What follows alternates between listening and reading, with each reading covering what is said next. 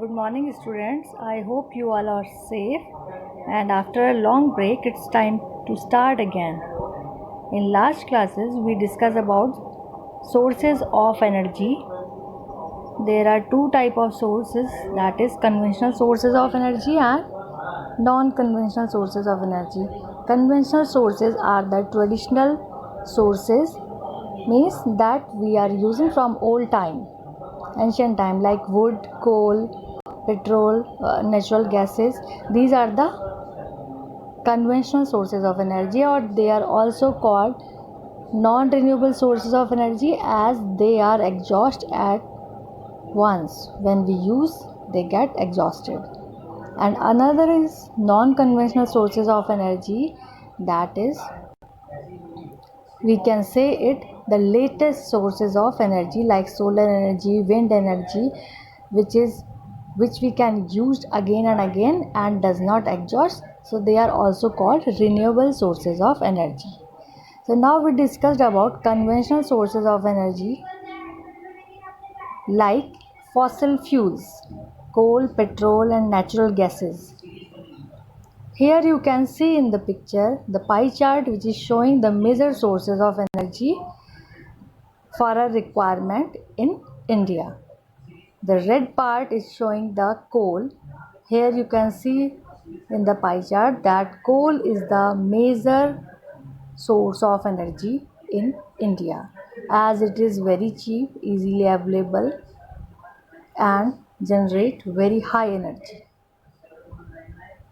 Green part is showing petroleum and natural gas, yellow is dark yellow hydro, blue is nuclear energy and light yellow is wind energy. So now we discussed how coal is formed. Was formed by the death or decaying of plants. The giant plants at the time of dinosaurs, when they get buried or they get die up and get buried under the soil, under sand or rocks. So the plants who are under water and dirt will slowly convert into coal, because a high temperature and a reason of high pressure is generated under the soil and water. So they are slowly converted into coal. It is a very long process. It takes million of years.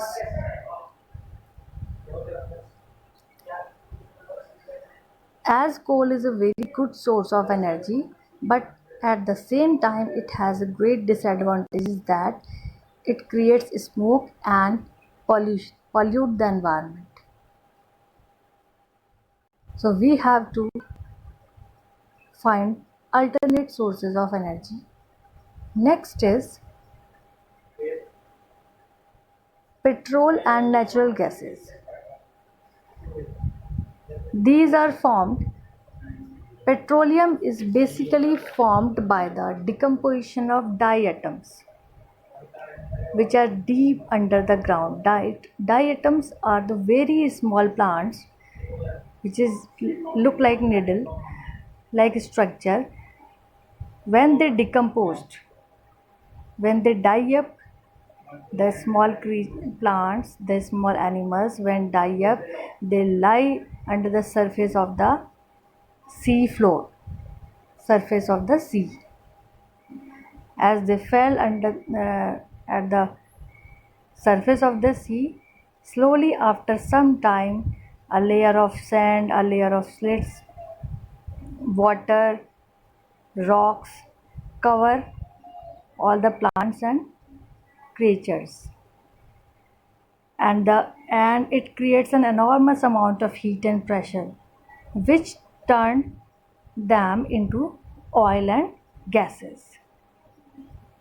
So oil and gases are deposited under the sea bed, and after that we drill out through the machine. Now we discuss about hydroelectric power plant, which is very important in this chapter, and how it is worked.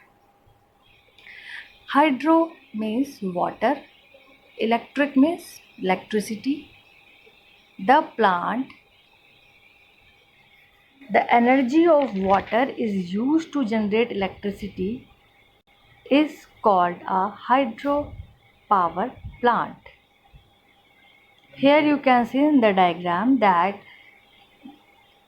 from a great reservoir or of water, the water is stored in large quantity and it is stopped by gates. When we open the gate, the water comes at very high speed and it is of very high kinetic energy and it falls on the turbine. The turbines start rotating and the turbines are further connected with the generator. So generator rotate and it produces electricity. The electricity then finally passes through the power lines and the remaining water again come to the river or the reservoir.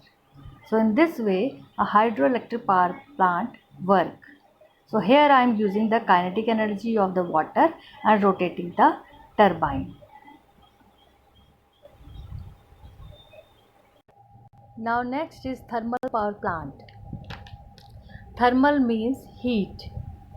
This plant converts heat energy into electrical energy. The basic principle is same in all the power plants, that the turbine rotates the generator and electricity being produced. Here in thermal power plant we are using the heat which is produced by the fossil fuels.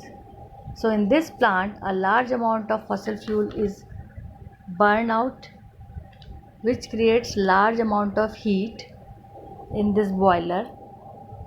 When the water pass through the coils present in the boiler, because of high heat, amount of heat, the water get converted into steam and the steam comes out with very high speed, falls onto the turbine, due to which turbine starts rotating and finally the electrical generator